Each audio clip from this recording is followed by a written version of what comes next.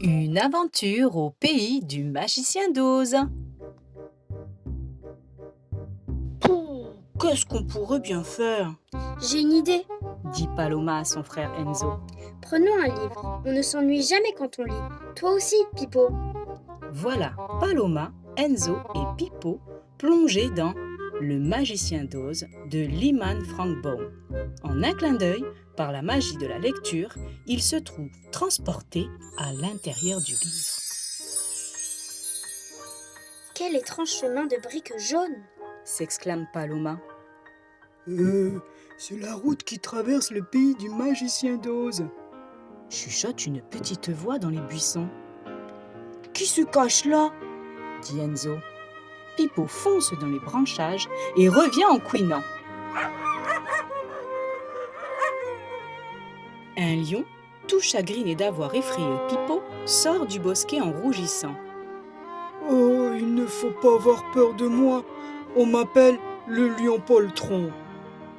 Un rien me donne des palpitations. Je voudrais tant avoir du courage. Soudain, on entend crier au loin. Au secours, aidez-moi! Ils courent tous jusqu'à un grand champ de coquelicots. Des dizaines de corbeaux assaillent un épouvantail et lui arrachent sa paille. Nigo! Idiot! Pas de cerveau! Croassent les corbeaux. Allez, il me dévore! Oh, Soupire le lion. si seulement j'avais du courage, je les chasserais. Enzo lui tend sa gourde. Buvez cette potion, c'est du courage liquide. C'est très efficace. Tu dis n'importe quoi. Murmure Paloma. Chut, Dit Enzo. c'est une ruse, ça va marcher. Le lion boit et pousse un terrible rugissement. Je me sens aussi fort que 112 bisons, aussi féroce que 100 000 dragons.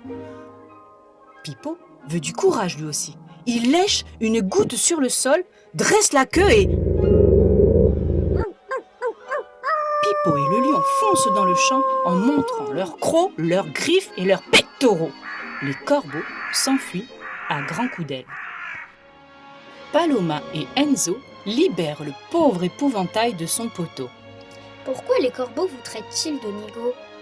Parce que je suis en paille et je n'ai pas de cerveau. Fermez les yeux Dit Paloma. et donnez-moi votre chapeau.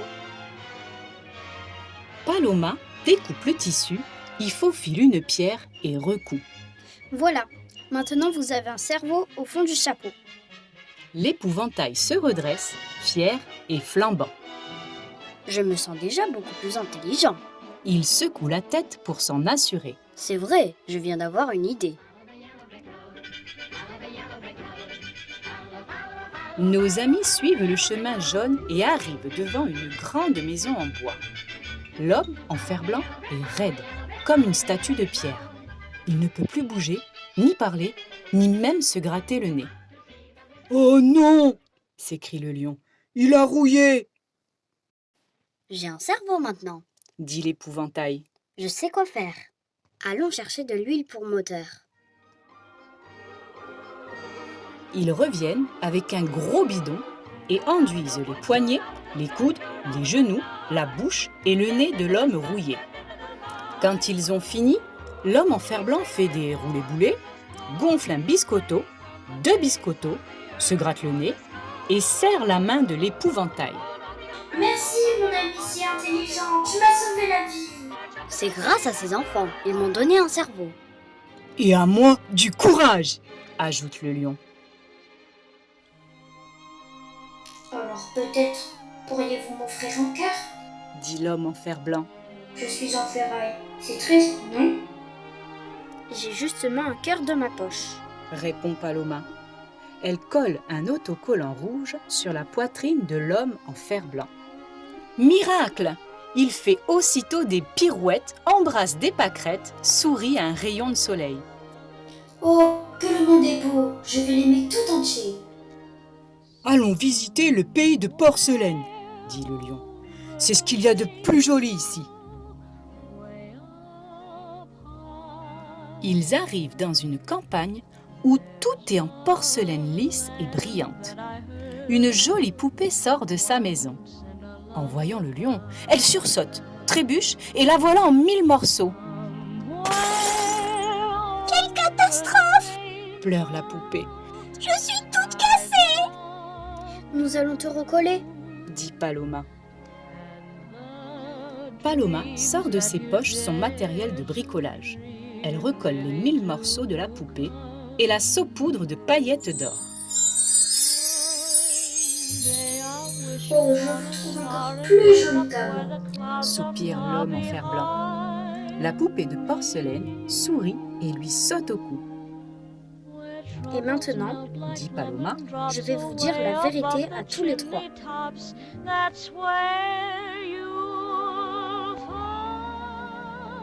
Monsieur l'épouvantail, ce que j'ai mis dans votre chapeau, c'est un caillou, pas un cerveau. Vous, monsieur le lion, ce que vous avez bu, c'était de l'eau. Toi aussi, Pipo. Pipo frappe de la patte, furieux de s'être laissé berner. Quant à vous, homme en fer blanc, c'est un cœur en papier que je vous ai donné. Vous étiez déjà intelligent, courageux et sensible, mais vous ne le saviez pas. Dit Enzo, Vous aviez peur. Il faut apprendre à se faire confiance. dit Paloma. Aboie Pipo, ce qui, en langage de chien, signifie Et c'est comme ça qu'on deviendra des héros.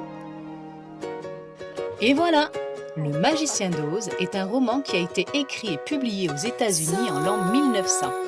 Son adaptation cinématographique la plus célèbre est celle de Victor Fleming en 1939, avec notamment Judy Garland dans le rôle principal de Dorothy. Je te laisse découvrir quelques images de ce superbe chef-d'œuvre. Dreams that you dream of once in a lullaby. I someday wish upon a star. Wake up where the clouds are far behind me,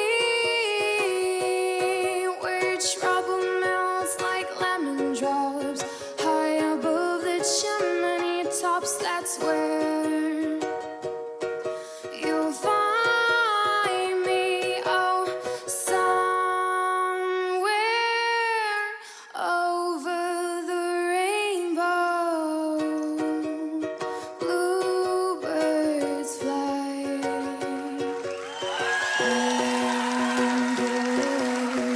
And said you dare to away, can't